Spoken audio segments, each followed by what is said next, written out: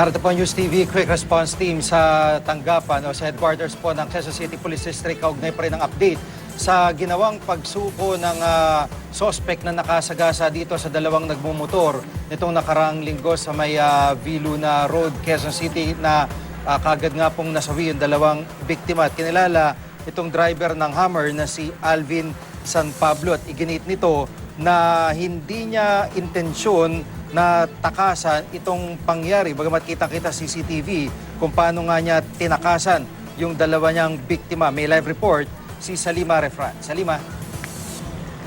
Sige, humarap na nga kay QCPD District Director Chief Superintendent Guillermo Eleazar itong si Alvin San Pablo. Jiggy, itong si San Pablo yung nagmamaneho nga ng Hummer na nahuli sa CCTV na nag-counterflow at sumalpok sa magkaangkas sa motorsiklo sa V. Luna noong linggo ng madaling araw. Sa tindi ng banggaan, Jiggy, dead on the spot ang magkaibigang Felix Marvin Bose at Lowell Gonzalgo. Sa eksesibong panayam ng GMA News, umiyak itong si San Pablo nang ikwento ang insidente. Nag-overtake daw siya sa isang tricycle at dahil sa pagod ay napapikit siya. Nagulat na lamang daw siya nang makitang mababangganan niya ang isang motorsiklo. Wala raw siyang intensyong tubuhan ang mga biktima pero takot at kabaraw ang namayani sa kanya.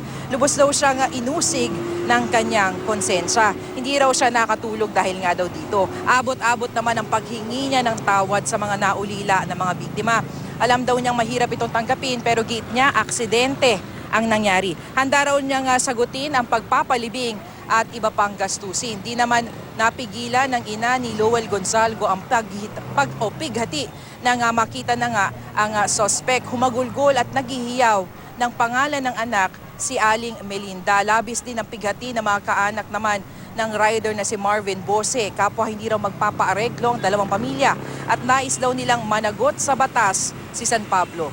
Reklamong reckless imprudence resulting in multiple homicide and damage to property at abandonment ang kakaharapin ni San Pablo. Pakiusap naman ni General Guillermo Eleazar sa mga motoristang masasangkot nga sa mga aksidente, huwag takbuhan at dalhin sa ospital ang mga biktima. Yan ang latest mula nga dito sa Quezon City. Jiggy. Maraming salamat, Salima Refran.